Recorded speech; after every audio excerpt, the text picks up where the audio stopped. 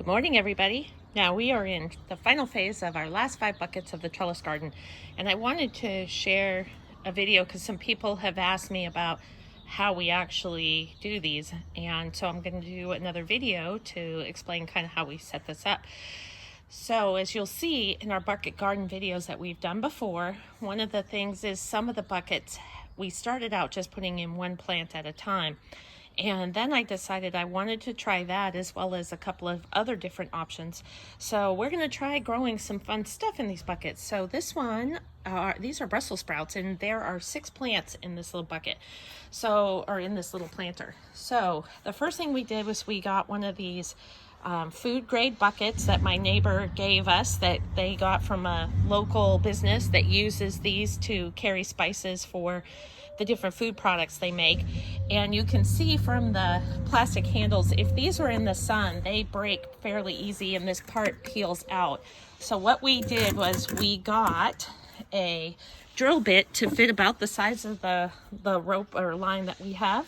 And so we drill 2 holes this side, 2 holes this side, and we run the rope through it to hang it, and you'll see them hanging there. And then for this one, because we have so many different plants, I decided we're going to try it with 4 holes in the bucket in the bottom.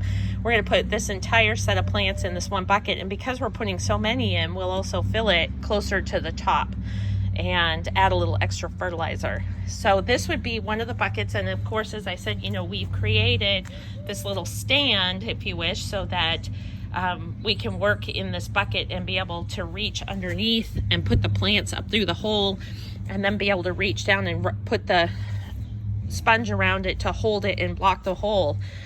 So this has worked out really great. And then for the holes, we got this drill bit.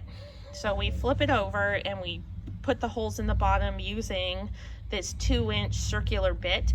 And the thing is to be careful, we found, is that when it gets spinning and the drill piece goes through first and this part hits, sometimes if you don't have a good hold on the bucket, it can actually spin the bucket all the way around. So just be cautious and know that you've got a good hold on your bucket.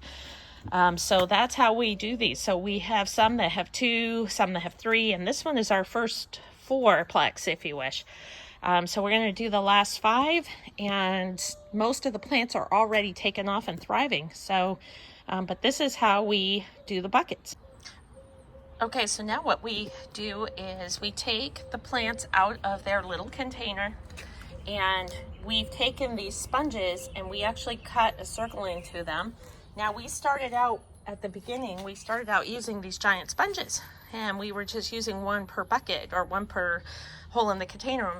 We started going through quite a few with that many buckets. So what we found is that if we can cut this one in half, and it's still big enough to cover the hole, and then we cut with a pair of scissors, we just cut into it, create the little groove, put the hole in it, that will fit around the plant.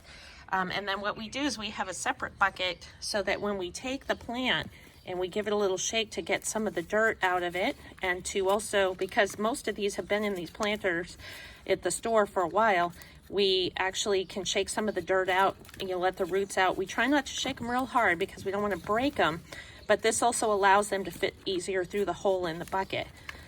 So then what we're going to do is, once we do this, we take the bucket and then we reach in from the bottom and we just pop it through. So we're just going to pop this through like that, because I'm doing this by myself and doing the camera. It gets a little difficult. So we stick it on the side like that, and then we take our sponge. Let's see if we can do this.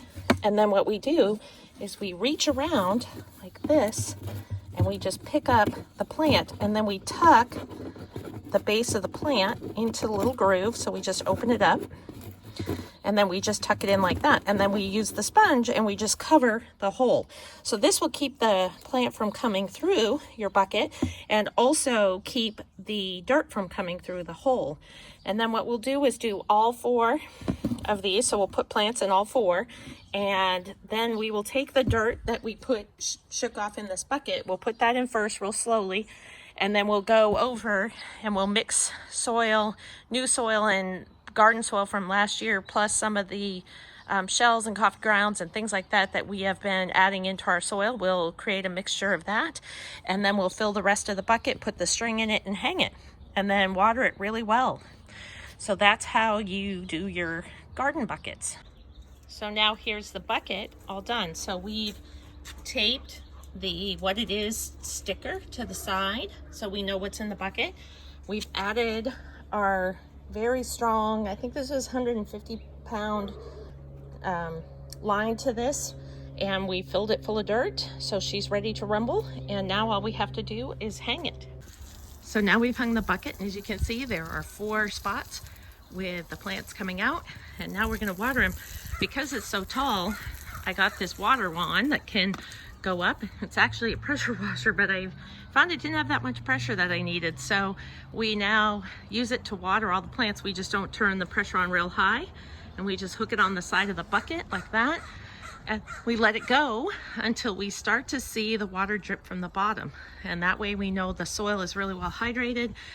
And we actually go around and do this every day. Now we could put a drip system in, but I actually kind of like getting out in the beautiful sun in the morning and water my plants. So this is sort of a, if you wish, a Zen moment for us. So this is how it looks when it's all done, start to finish.